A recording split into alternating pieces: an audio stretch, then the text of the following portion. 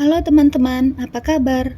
Salam kenal dari Suara Kehidupan, saluran yang akan mengubah hidupmu.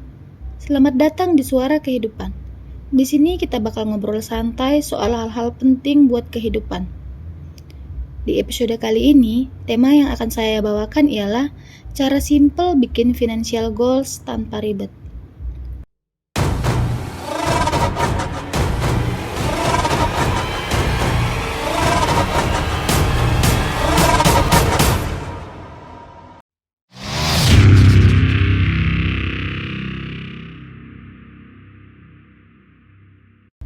Kalian pernah nggak sih punya mimpi atau tujuan keuangan tapi bingung mulai dari mana? Atau mungkin pengen banget punya tabungan buat traveling, beli rumah, atau bahkan dana darurat. Tapi rasanya kok susah banget buat konsisten nabungnya. Nah, di episode kali ini aku pengen ngobrol santai tentang gimana caranya bikin financial goals yang simple dan bisa dicapai tanpa bikin stres. Kenapa financial goals itu penting?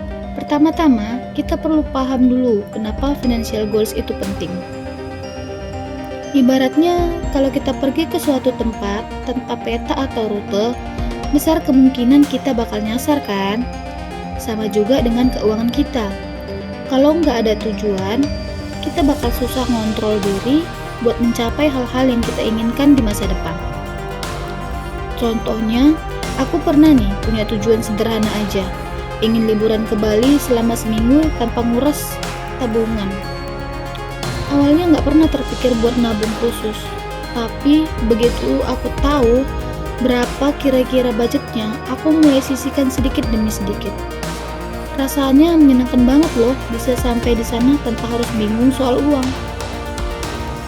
Cara simple bikin financial goals. Yang pertama, mulai dari yang paling penting untuk kamu.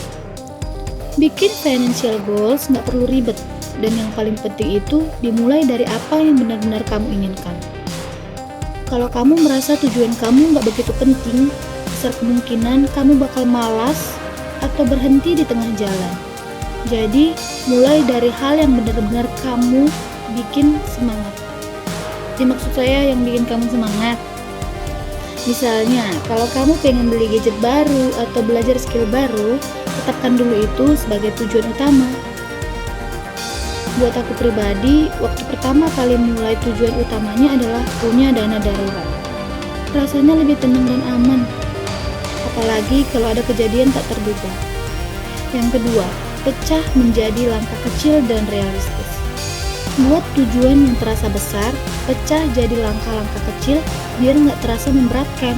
Misalnya, kalau tujuan kamu adalah punya tabungan 10 juta dalam setahun, coba pecah jadi nabung 800.000 per bulan. Dengan begitu, kamu nggak terlalu terbebani.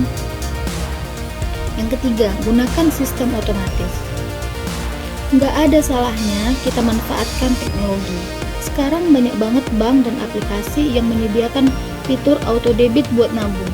Jadi, begitu gajian, uang buat tujuan keuangan langsung disisihkan tanpa kita harus pusing mikirkan lagi. Aku sendiri pakai fitur ini dan ternyata efektif banget buat nabung tanpa sadar. Analisis dan tantangan dalam mencapai financial goals.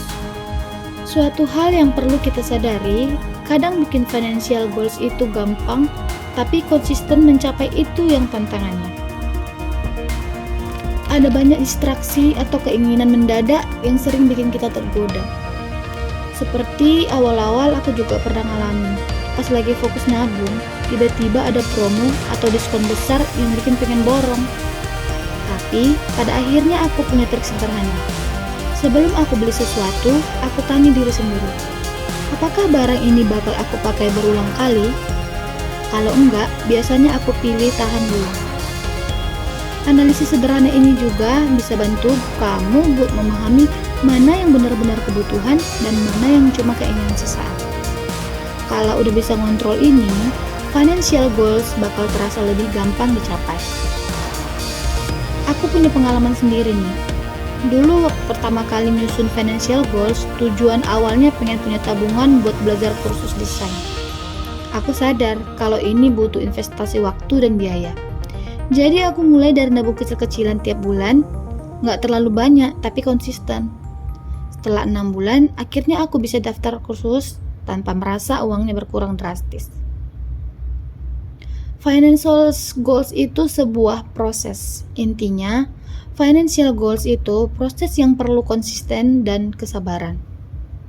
Mulailah dengan tujuan yang bikin kamu semangat, buat rencana yang realistis, dan jangan ragu pakai fitur otomatis yang memudahkan. Kalau kalian pernah gagal mencapai tujuan, nggak apa-apa kok. Yang penting, coba lagi dengan cara yang lebih simpel dan realistis. Nah, itulah cara simpel bikin financial goals. Mudah-mudahan bisa menginspirasi dan bantu kalian mulai punya rencana keuangan yang lebih jelas dan terarah. Terima kasih udah dengerin sampai habis. Sampai ketemu di episode berikutnya ya. Tetap semangat nabung dan sampai jumpa. Bye-bye.